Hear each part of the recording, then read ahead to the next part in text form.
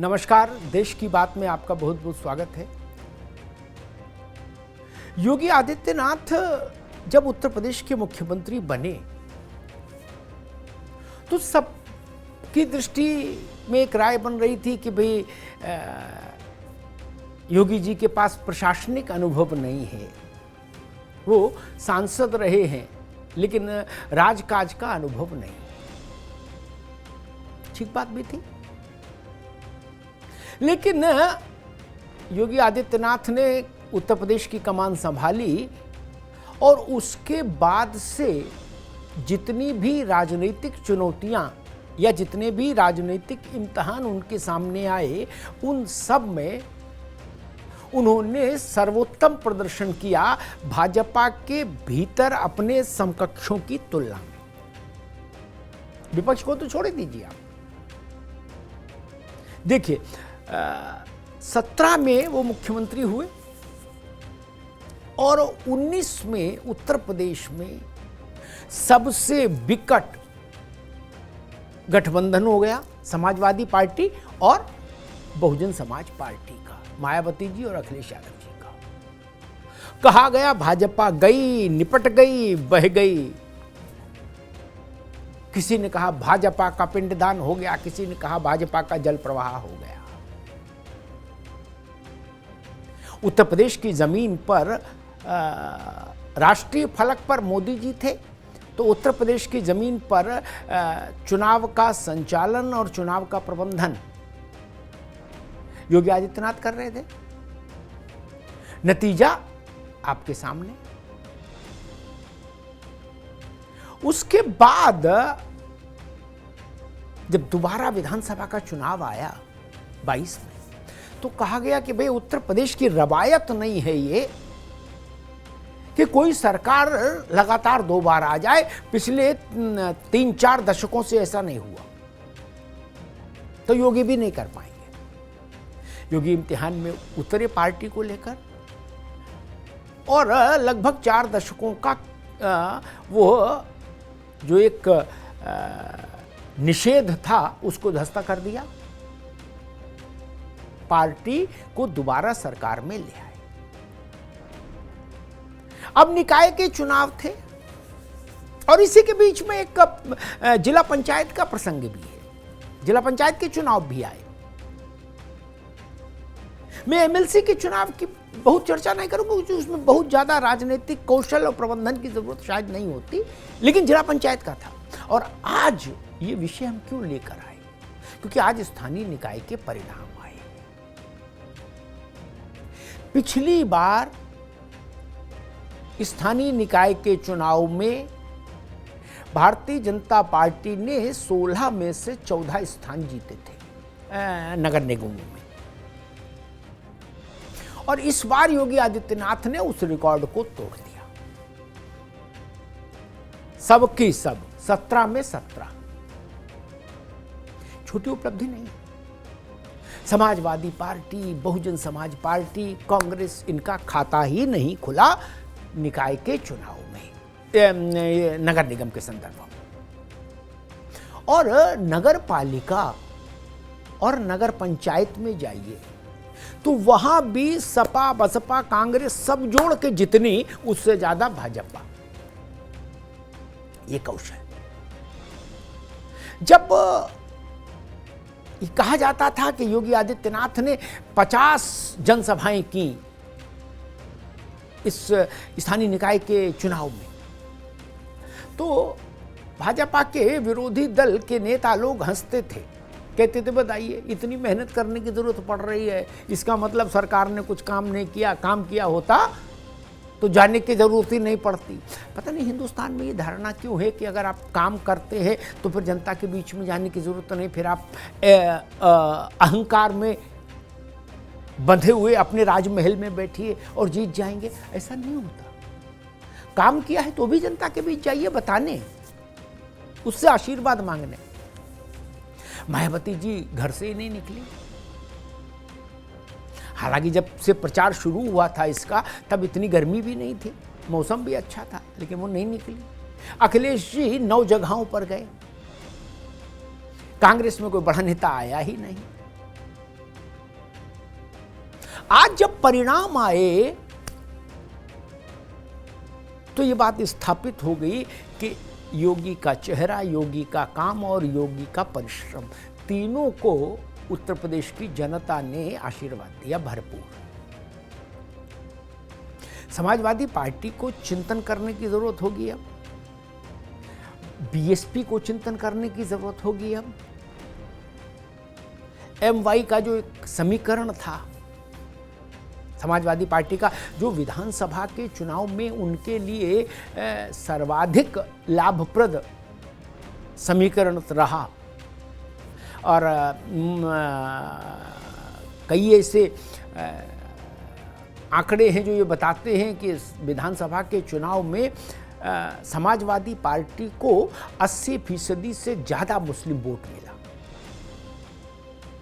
तो वो जो एक मजबूत एमवाई समीकरण था सपा का, वो इस बार निकाय के चुनाव में काम करता नहीं दिखा। ऐसे इलाके जहां मुसलमान और यादव दोनों की तादाद अच्छी है, वहां भी समाजवादी पार्टी चमत्कार नहीं कर पाई।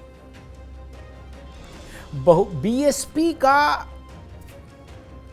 कहा गया कि विधानसभा चुनाव के बाद बीएसपी ने अपने में आमूल चूल परिवर्तन किया है, रणनीति बदली है, कोऑर्डिनेटर बदले हैं, सब कुछ बदल डाला है मायावती जी ने। और इस चुनाव में उन्होंने एक बड़ा प्रयोग भी किया था।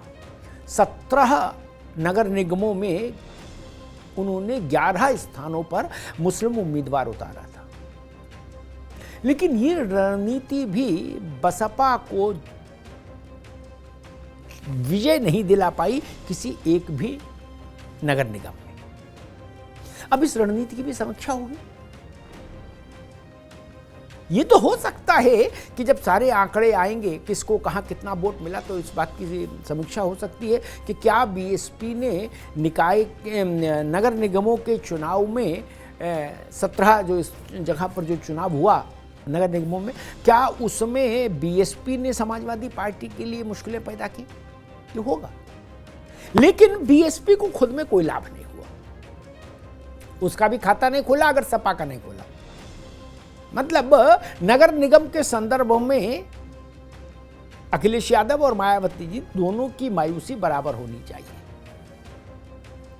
फिर योगी आदित्यनाथ को इसलिए भी भाजपा के भीतर और बाहर दोनों मंचों पर हमेशा वो रखा जाएगा रणनीति के केंद्र में, कि जो गढ़ कहे जाते थे राजनीतिक दलों के या परिवारों के, उन गढ़ों को उन्होंने ध्वस्तीभूत किया। आजमगढ़ नहीं, खत्म हो गया। भारतीय जनता पार्टी ने वहां परचम फहरा दिया। समाजवादी पार्टी के प्रथम परिवार का सदस्य वहां से चुनाव हारा और भाजपा ने निरहुआ को जिता लिया लोकसभा। रामपुर लोकसभा विधानसभा सब देखा, और इस बार फिर आजम खान साहब मैदानी जंग में उतरे थे। और पूरे कुछ राजनीतिक प्रेक्षक कह रहे थे कि आजम खान अपनी पुरानी रो में है, पुराने तेवर में है, कलेवर में है। और वो स्वार विधानसभा उपचुनाव, जहां से 2 बार आजम खान साहब का बेटा अब्दुल्ला एमएलए रहा, वहां आजम खान के उम्मीदवार को अपना दल और भाजपा के गठबंधन के उम्मीदवार ने हरा दिया। इसको आप यूं भी कह सकते हैं सरल शब्दों में कि स्वार में आजम खान हार गए, क्योंकि आजम खान ने अपनी कैंपेनिंग यही कह के की थी कि चुनाव मैं लड़ रहा हूं, और नतीजा ये हुआ वो चुनाव हार गए। ये भी एक बड़ी उपलब्धि है। वरना आप देखिए कि 2017 से पहले आजमगढ़ समाजवादी पार्टी का गढ़, रामपुर और उसके आसपास का इलाका आजम साहब का गढ़, अब वो स्थितियां खत्म हो गई। और मजे की बात ये देखिए कि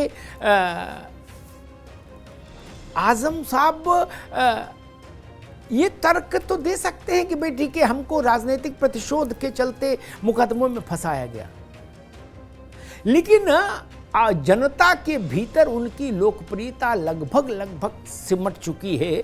इस बात का काट उनके पास नहीं है तर्क के आधार पर। आप पर मुकदमे हो सकते हैं, उसमें शासन की भूमिका हो सकती है, कोई एक क्षण को मान ले तो, लेकिन जब आप जनता की अदालत में जाते हैं तब तो आपको जीत के आना चाहिए। ऐसा नहीं होता। ये भी एक बड़ी उपलब्धि है योगी आदित्यनाथ के इसकी। और ये स्थानीय निकाय के चुनाव इस बात पर भी रेफरेंडम है कि माफिया मुक्त उत्तर प्रदेश का जो एक अभियान है योगी आदित्यनाथ का, उमेश पाल की हत्या हुई उसके बाद से इस अभियान में बड़ी तेजी आई, प्रखरता आई, आक्रामकता आई, और उसका नतीजा ये हुआ कि उस हत्याकांड में शामिल अतीक का बेटा, उसका शूटर एनकाउंटर में मारे गए, अतीक और अशरफ की हत्या हो गई, मुख्तार अंसारी को सजा हो गई, अफजाल की सांसदी चली गई। चौतरफा हमला माफिया पर, अपराधी पर, गैंगस्टर पर। इस पर भी क्योंकि योगी आदित्यनाथ ने अपनी 50 जनसभाओं में कोई भी जनसभा ऐसी नहीं रखी जिसमें उन्होंने ये मसला नहीं उठाया कि अब कोई माफिया उत्तर प्रदेश में सीना तान कर नहीं चल सकता। ये भी विपक्षी दल जब ये कहते थे कि ये ठोको पॉलिसी चला रहे हैं योगी, एनकाउंटर के खिलाफ वो होता था। समाजवादी पार्टी को इस बात पर नाराजगी थी कि अतीक की पत्नी शाइस्ता को माफिया क्यों कह दिया पुलिस ने। ये जो चीजें थीं, लेकिन उसको भी जनता ने उत्तर दिया। और दूसरा एक आरोप योगी आदित्यनाथ पर यह भी लगा विपक्ष के द्वारा कि उनकी सरकार मजहब देखकर एनकाउंटर कर रही है, और ये आरोप आया असदुद्दीन ओवैसी की तरफ से खुलेआम और दबी जुबान से समाजवादी पार्टी की ओर से भी आया। इशारों में, ट्वीट में कभी कभी मायावती जी ने भी यही लाइन और लेंथ ली। लेकिन जब मेरठ में अनिल दुजाना मारा जाता है या बिजनौर में आदित्य राणा मारा जाता है तो योगी इस आक्षेप, इस आरोप की हवा निकाल देते और फिर विपक्ष के लोग कटघरे में खड़े हो जाते हैं। वो असद के एनकाउंटर पर तो हल्ला मचाते हैं, लेकिन दुजाना के एनकाउंटर पर चुप हो जाते हैं। ये मसला भी इस बार जेरे बहस था चुनाव में। 4-4.5 करोड़ वोटर के इस बड़े बृहद चुनाव में ये मसला भी जेरे बहस था। उस पर भी मैं इसको रेफरेंडम मानूंगा। ये केवल नाली और खड़ंजा का चुनाव नहीं था, इसमें माफिया और अपराध पर जीरो टॉलरेंस एक बड़ा विषय था। और अंत में मुझे एक बात याद आती है, अभी 2-3 दिन पहले कर्नाटक के निवर्तमान मुख्यमंत्री बसवराज बोम्मई ने कहा कि उत्तर प्रदेश में योगी आदित्यनाथ की सरकार वापस आई कि नहीं आई, और उसने 4 दशकों का रिकॉर्ड तोड़ा कि नहीं तोड़ा। तो वैसे कर्नाटक में भी आ जाएगी मेरी सरकार वापस, क्योंकि कर्नाटक में भी 38 साल से कोई सरकार रिपीट नहीं हुई। तो उस दिन मैंने अपने डिबेट शो में कहा था कि वापस तो आ सकती है सरकार, लोकतंत्र में कुछ भी असंभव नहीं, लेकिन बोम्मई योगी नहीं है। और यही बात मैं आज फिर दोहराऊंगा। कर्नाटक का चुनाव सामने, उसके परिणाम सामने आ गए। योगी होना मुश्किल है, कठिन है। बोम्मई साहब, आप मुख्यमंत्री थे कर्नाटक के, आप योगी आदित्यनाथ नहीं थे। आपकी सरकार के क्रियाकलापों पर ढेरों आक्षेप थे, आपकी शासन की शैली पर तमाम आरोप थे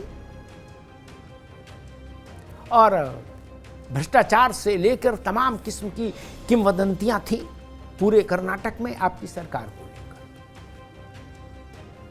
आपके चेहरे में वो दृढ़ता भी जनता नहीं देख रही थी जो उत्तर प्रदेश की जनता योगी के चेहरे में देखती है एक मुख्यमंत्री के रूप में। ये पदेन मामला नहीं है, ये चेहरे पर आश्रित मामला है, चेहरे पर टिका हुआ करिश्मा है। इसलिए ये कहना कि उत्तर प्रदेश में सरकार वापस आ गई इसलिए भाजपा जहाँ जहाँ शासन में है वहाँ वहाँ सरकार वापस आ जाए, ये मुझे लगता है ये कतई ज़रूरी नहीं है। इलेक्शन में प्रचार के संदर्भ में इसको बोल सकते हैं आप, लेकिन ये ज़रूरी कतई नहीं है। अगर आप चाहते हैं कि सरकार लगातार वापस आए तो उसके लिए आपका शासन प्रशासन जनता की इच्छाओं आकांक्षाओं के साथ कदम ताल करता हुआ दिखना चाहिए।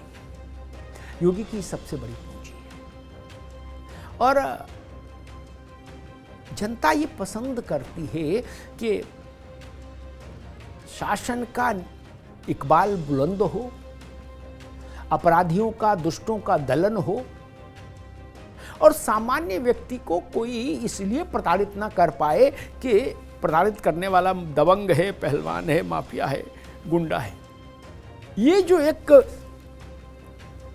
जनता की इच्छा होती है, वो कोई राज्य हो, कहीं की जनता हो, अपराध मुक्त शासन सबकी पसंद है। और मुझे लगता है ये योगी आदित्यनाथ के शासन की शैली की एक बड़ी यूएसपी है और इसी के दम पर इस पर और अपनी व्यक्तिगत छवि, उन दोनों के दम पर शायद वो लगातार अपनी पार्टी के लिए चुनावी सफलताएं अर्जित कर पा रहे हैं।